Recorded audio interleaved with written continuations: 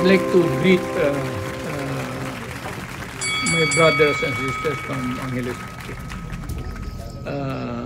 I know that we have a tentative schedule for a rally in your city, and you have accepted, at least some of you, if not all, accepted the idea of having it there and listening to people. Actually, itong rally na ito, wala naman itong it's not out to destabilize government. It's not asking for the ouster of anybody, including the president. It's not about some personalities also in government. Wala. Ito is just, we are just in the narrative of our history presently. Parang part ito ng buhay natin at bukas para sa ating mga anak. We are undergoing a period of not really uncertainty, but there's a little bit of may gusot sa ating society,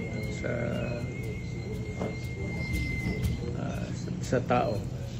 So this has to be discussed openly in a rally, mas mabuti, so that people can understand and yung mabigyan yung essence of freedom of speech, kasi importante yan para sa tao. Nothing to worry about. Kayong mga opposition, government, military, do not worry. We are not there to oust government. We are there to talk about government and preserving it for the people of the Republic of the Philippines.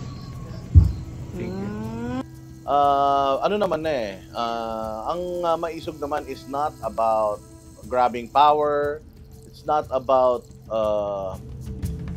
asking the president to resign. Well, may mga organizations, groups na sumasama sa maisog wants the president to be replaced, pero tayo kasi, ako personally, as much as I want the president to be replaced dahil hindi ako masaya sa kanyang pamamahala, syempre gusto ko rin kahit papaano na manalo ang demokrasya. Nakuha na natin yung demokrasya for nung matapos ang martial law.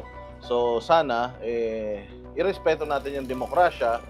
So ako, ang panalangin ko, it's not for them to resign, not for them to vacate yung kanilang position, because again, binoto sila ng taong bayan diyan, kay dinaya kay hindi, sila yung nanalo sa election. So as much as possible, dapat matapos na yung kanilang termino. Pero ayun nga, if they want to resign, nako, thank you very much po sa iyong pakulay, Mr. Tesla.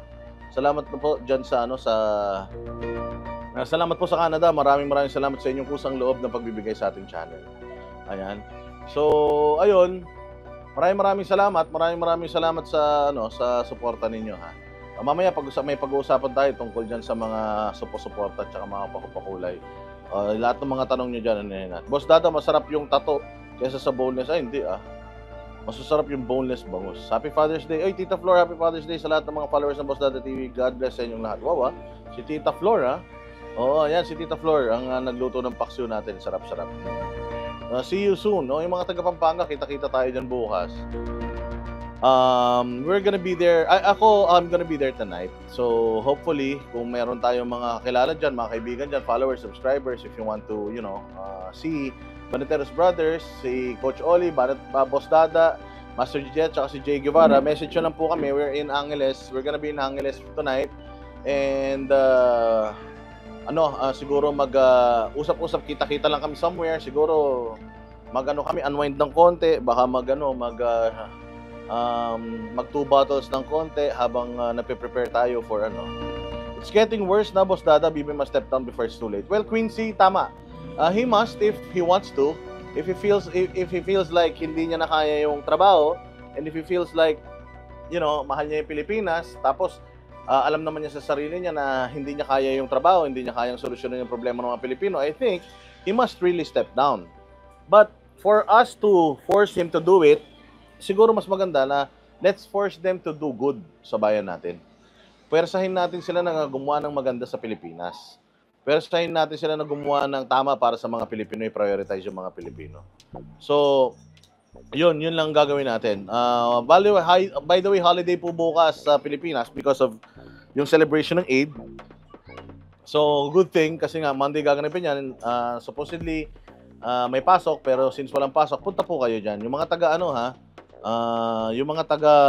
hello, Annabelle Margen from Vancouver. Yung mga taga Central Luzon, yan, Bulacan, Metro Manila, Bulacan, malapit lang po yan, Angeles. Sakay lang po yan. Sakay lang kayo ng any provincial bus na dadaan ng Dau. Ayan, pwede na kayo dyan. Any provincial bus na dadaan ng Dau, baba kayo ng Dau, and then sakay lang kayo ng jeep to Angeles.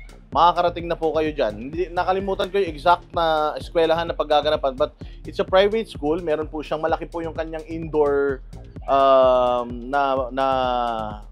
arena or indoor basketball court.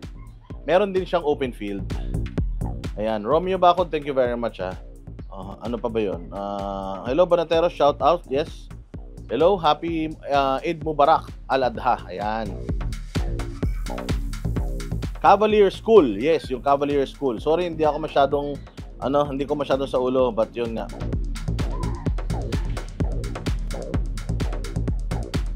Yan, Chevalier ba? Cavalier School. Chevalier School, Gymnasium. Yan, diyan sa Angeles, Pampanga. So mamaya siguro mga around 4 or 5 siguro magpe-prepare na din ako. I'm just charging all my gadgets. And ayun nga, I'm just gonna be riding my motorcycle going to Pampanga, going to Angeles. So hopefully okay naman siya. Ayan na, naka-prep na din yung yung aking motorsiklo. Syempre, you need to have it checked muna before you leave. Although malaki naman yung motor ko and ginagamit ko nga yung balikan sa Baguio. Ang balikan ko din ng Baguio 5 hours lang balikan na yun.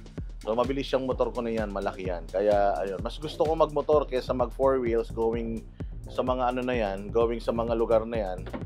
Kasi nga, ayun, gusto natin magpunta doon ng ganyan dahil ng 4 wheels para mabilis tayo makaka-react. Di ba? Good PM, Reynaldo Sustento. Sustento ba yan? Ayan. Magandang hapon sa lahat ng mga nandito. So yun, going back mga bossing, kailan po schedule ng Banateros sa SMNI? Bale Tuesday na siguro kasi magagamit yung natin yung time slot natin bukas, kaya din kami makakapunta ng Pampanga. Okay. Ito mga boss klaruhin lang natin. Hindi po kami talaga pwedeng mag-field madalas, okay? So yung mga iba dyan na nagtatanong bakit ang Banateros ay hindi nag-field, that's because kami po ay news anchors ng SMNI. Okay? Kami po ay meron pong studio show every night until Thursday. From Monday to Thursday, 8 o'clock to 9 o'clock. Meron po tayong show. That's why sorry to say, as much as we want to go to lahat ng mga venues na yan na ginaganapan ng mga rallies or mga press conferences, hindi po tayo pwedeng magpunta kasi syempre meron tayong commitment. Prince June, thank you very much. Maraming salamat sa iyo. Ayan.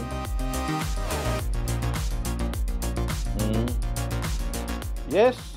Nandito yung daughter ko kasi syempre Father's Day Ayan, sinundo ko yan kahapon. Ayan yung kanyang laruan.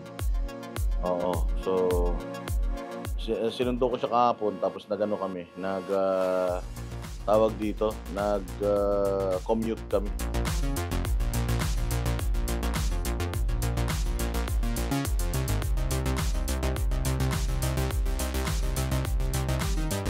Ayun nga. See you soon sa Hong Kong. Yeah. See you soon in Hong Kong. Where are you going? Ayun nga. Happy Father's Day to my son Gans and Boss Dada. Enjoy your day and God bless. Thank you very much, Tita Flor. Gumaganyan ka pa magkasama lang tayo dito sa bahay Ayan, hello, Boss Dada, Pampanga. Taga Pampanga ako, living in New Zealand. Oy, magkakita-kita po tayo dyan sa Pampanga. Tonight, I'll be there and probably ayayain namin yung mga maisog conveners. Mag-ano kami konti, kwento-kwentuhan kami konti. So, magkita-kita tayo mamaya. If you have time, then we also have the time, then pwede tayo magkita-kita dyan sa Angeles. Actually, maganda dyan sa strip ng Angeles. Meron kaming kinakainan dyan na Japanese food na Japanese restaurant. Hingin ng t-shirt pagpunta. Yes, Kyoko Sodo, magdadala ako ng maisog shirts.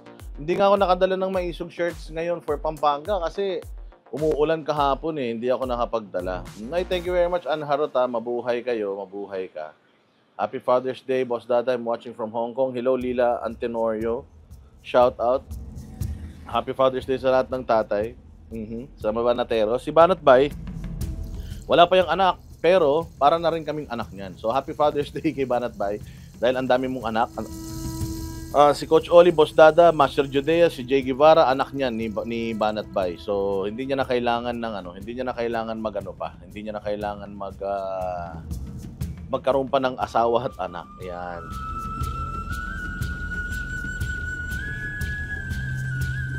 Ayan, so pakibalita nyo sa show nyo yung content nila Sas and Joey about sa binunyag ng mga Amerikano, about Sinovac versus US vaccine. Ano ang problema po kasi mga bossing? The reason why we cannot yung topic na yan, kasi alam nyo po si YouTube, anything about COVID and anything about that vaccine, tinitake down po ni YouTube yung buong channel. Ganon katindi. Oo. Tinitake down po yung buong channel kapag diniscuss mo yan. Kaya sobrang delikado yung ano na yan. As much as we want to discuss it, syempre, pinapangalagaan din natin yung ating YouTube channel. Pag nawala tong YouTube channel, wala na tayong pag-uusapan. Oh, may bumabaril na sa akin. So ayun na, wala na tayong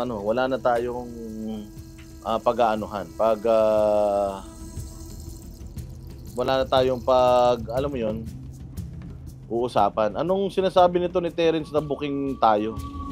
Oy, Terence Distor, sinasabi mo yung booking tayo? Pinagsasasabi mo. Anong booking? Booking na? Oy, Terence, huwag paliwanag. Anong pinagsasasabi mo?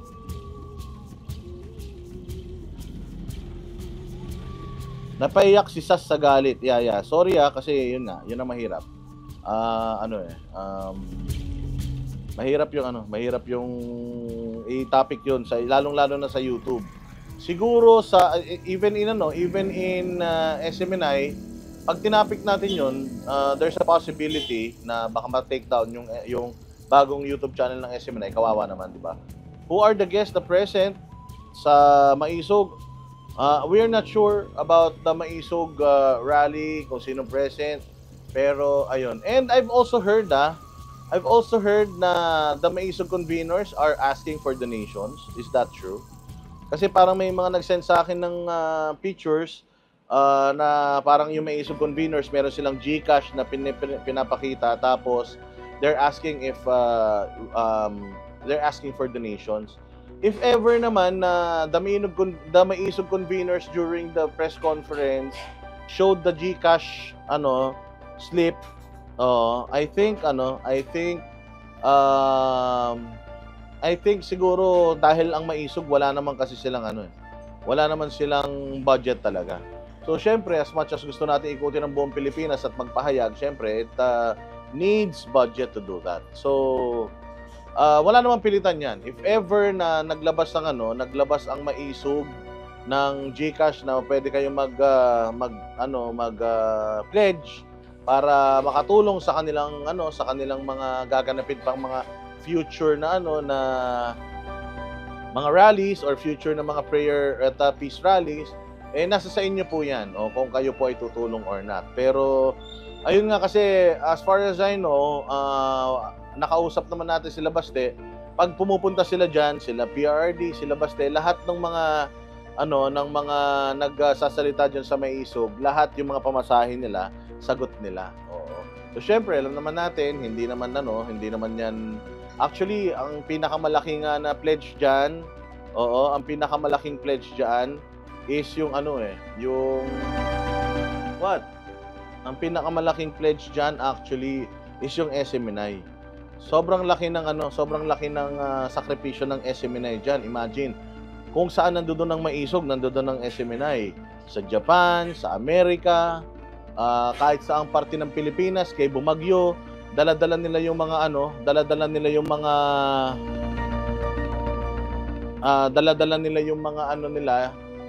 yung mga equipment nila, pati mga generators nila. Talagang sobrang laki ng ginagastos talaga ng pledge ng SMNI. Wala pong kita SMNI dyan. And also, SMNI is not part of the conveners. Kaya lang po, kung wala po yung SMNI, wala na po magpapahatid ng totoong mga balita. So, ano yan? So, yun po ang ano natin dyan. Yun po ang sinasabi natin dyan, mga bossing.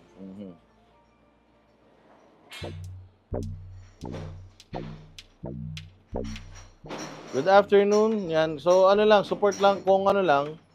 Kung sakali lang, mga boss, na meron lang kayo extra, then you can give. Kung wala naman, okay lang. Hindi naman yun sa pilitan. At saka hindi ko rin alam na na they were asking for help and donations. Well, it's all up to you. Baka siguro yung mga conveners ng Maisog, di na rin nila kaya yung budget. But again, we have to thank SMNI and the Kingdom of Jesus Christ kasi ano sila, talagang they are sacrificing, they are spending too much para po sa kanilang They are spending too much para po sa kanilang rally. Okay? So, yun po mga bossing ang ano natin diyan, ang ating masasabi diyan. Maria Cristina De Jesus, mabuhay ka. So, in terms naman po doon sa mga nakikita nyo naman na mga vloggers na nanghihingi din ng donation para maka-attend sila, makapunta sila sa mga rallies. Well, ako, I really cannot say anything about it. First off, channel nila yon. So, gawin nila yung gusto nilang gawin. Whether manghingi sila sa mga viewers nila or not, that's their channel. So, ako personally, I respect that kung yun ang diskarte nila. It's all up to the viewers kung magbibigay sila or hindi. Because again, kung ikaw ay nakakaluwag naman, tapos may vlogger na nanghihingi and then magbigay ka, it's up to you. Oo, it's up to you. It's not up to me. Kung halimbawa ginagawa niya yun, then it's not up to me para sabihan siya na mali yung ginagawa niya. Kasi kayo bilang viewers, mga bossing, kayo bilang viewers yung magde-decide whether naloloko kayo or hindi. Kasi siyempre sa inyo yan eh. Yung mga vloggers na naninira sa tops, tapos ngayon bida-bida na naman sila doon. Well, katulad ng sinasabi ko sa inyo, people are doing vlogs, lalo na yung mga vloggers, nagbablog yan for a reason. And whatever reasons they have while they're doing vlogs or why they are doing their vlogs, or how they are doing their vlogs, nasa kanila na yun. Nasa kanila na yun. If kung ano man yung trip nila sa buhay, okay lang yan. Ako hindi ko na pinakikialaman yung ibang mga vloggers because again, trip nila yan eh, channel nila yan, vlog nila yan. Kung manghingi sila diyan, manghingi sila ng manghingi, lahat na lang ihingi nila sa mga subscribers nila. It's up to them. Ako kasi hindi ko ginagawa. Siguro ako, if magbibigay para sa channel natin na help, I'd appreciate it. Sobrang i-appreciate natin 'yon. Pero I will never ask for anything from you. Siguro if I have projects, then I'm gonna do the projects on my own. If someone will help me dun sa project, then good. Pero hindi ako yung para manghingi for that project. Ayan. Diyan na po kayo sa Angeles, wala pa po. Pwede pa hingi ng link ng Taps. Alam ko GCash lang yun eh. GCash lang yung number nila eh. GCash lang. Meron yata sa akin kanina na nagtanong sa Facebook kung pwede daw siya mag-donate kahit magkano lang from my GCash. Alam niya kasi yung GCash ko. Sabi ko, sige, lagay mo lang dyan. Tapos pagpunta ko mamaya ng Pampanga, tatanungin ko si Taps, si Maisog, kung ano yung GCash nila para yung pinadala sa akin na GCash, papadala ko rin sa kanila. Ganun lang yun. Ako, gusto kong pumunta sa rally. Kaso meron akong pasok. Kahit holiday. Well, absent ka na. Umabsent ka na para lang makasuporta kasi hindi na yan babalik ng Pampanga, hindi na yan babalik ng Central Luzon. Isang ano lang yan. So, ito na yung pagkakataon ninyo para makapag-participate.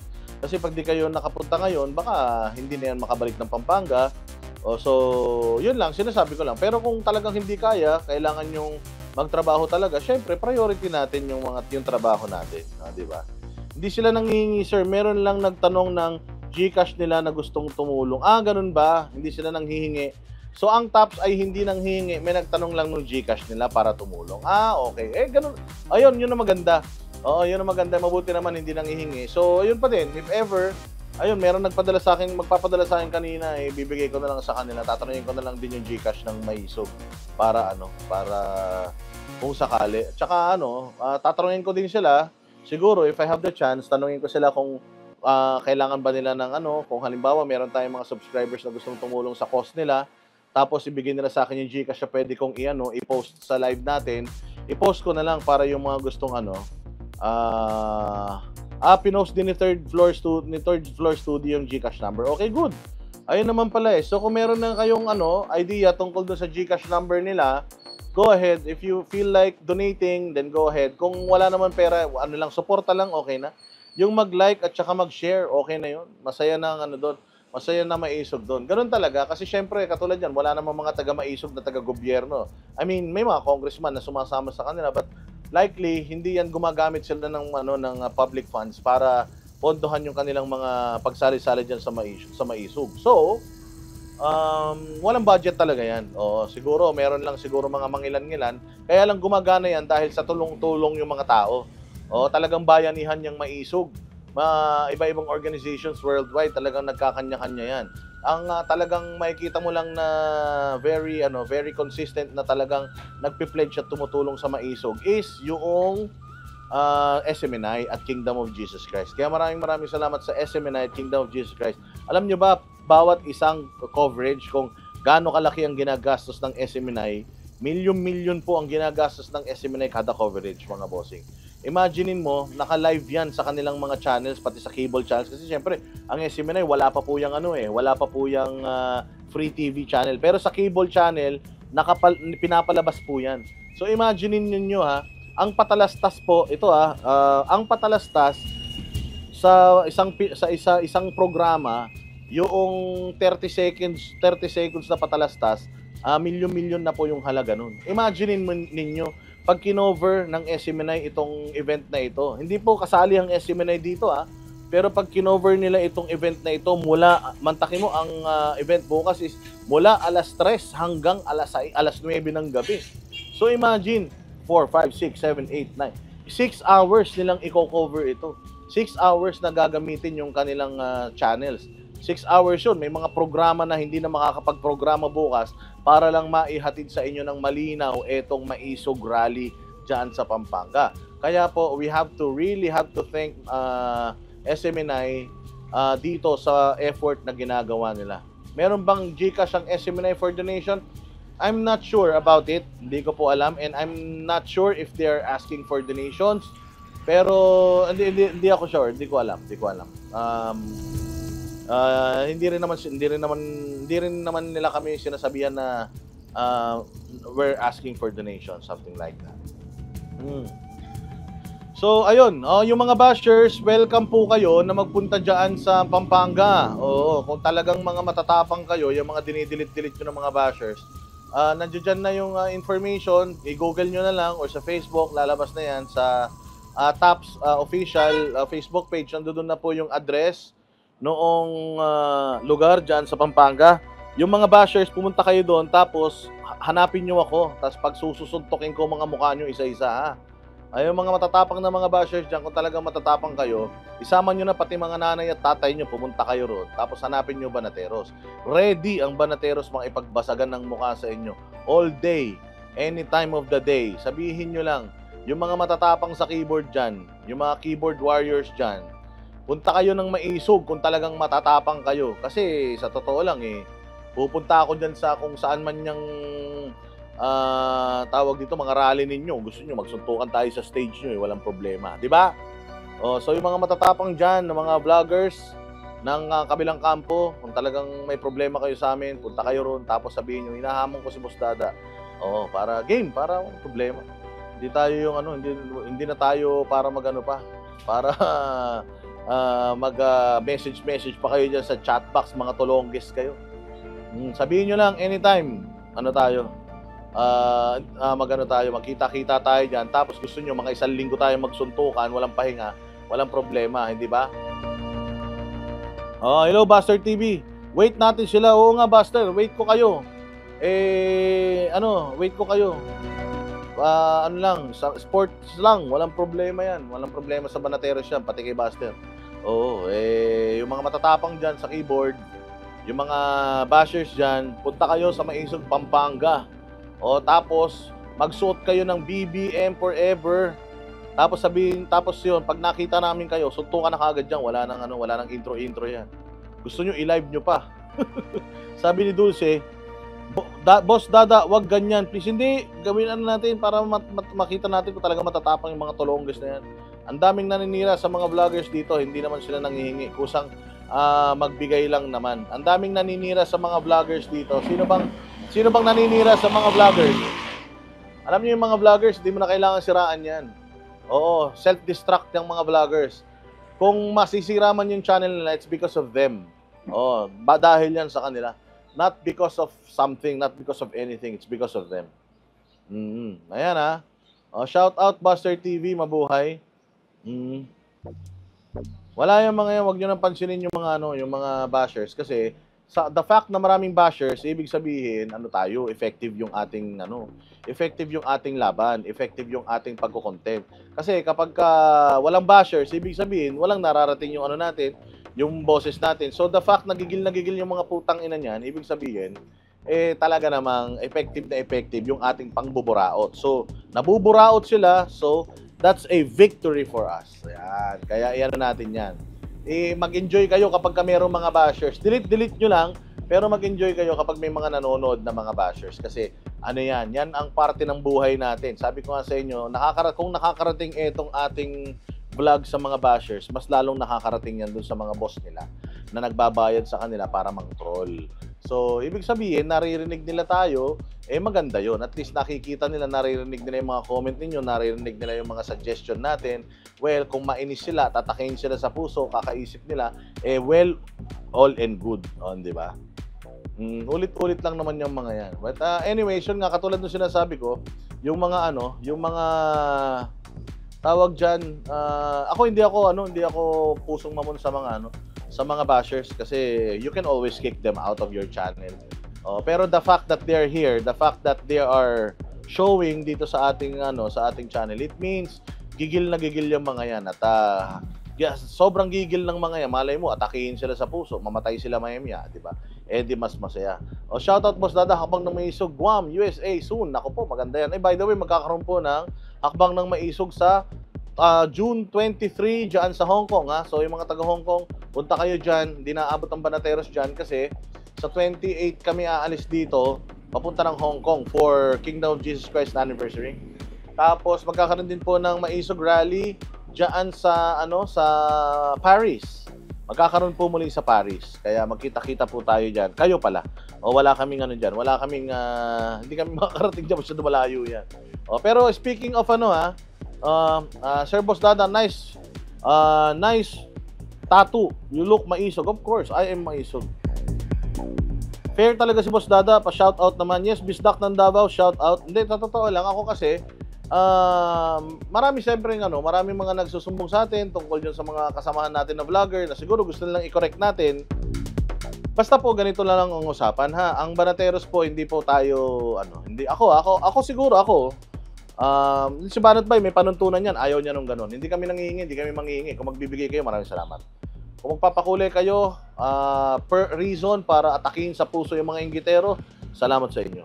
Pero I will never ask for, let's say, I'm going here, I don't have money, tapos pupunta ako dito sa lugar na to, hindi po ako manghihingi.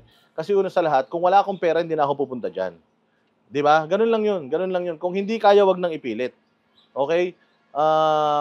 Besides, Maintindihan ng mga ano yan eh. Maintindihan naman ng mga viewers yan. Kung halimbawa, hindi ka nakapag-live, hindi ka nakapunta ron. Dahil nga, wala kang pera, wala kang pamasahe.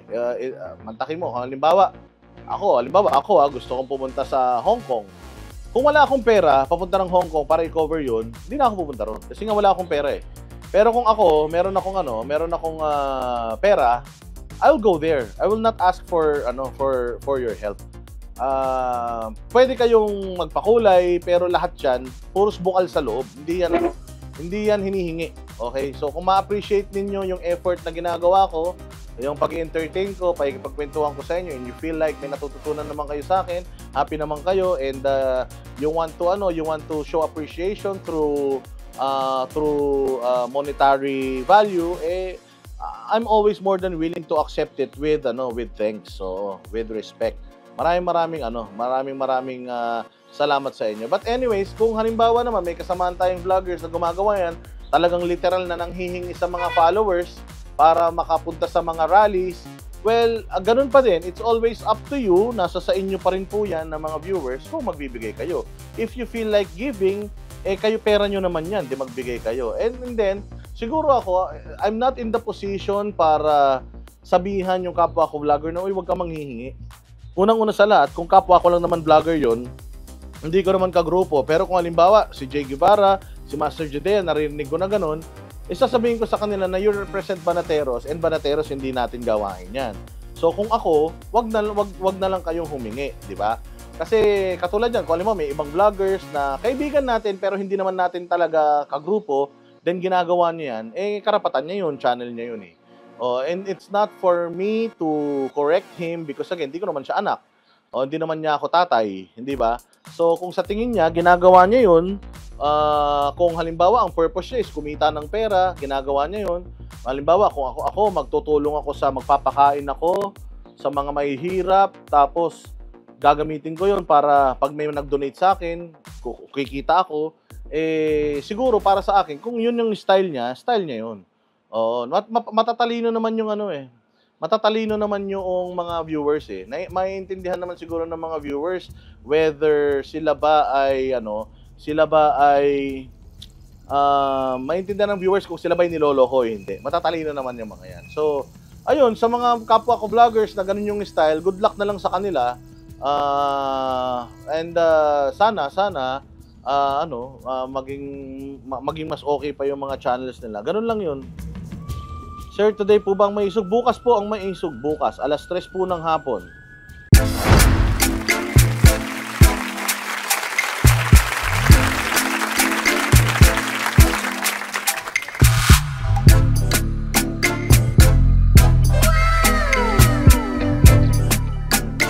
The next performance will start momentarily.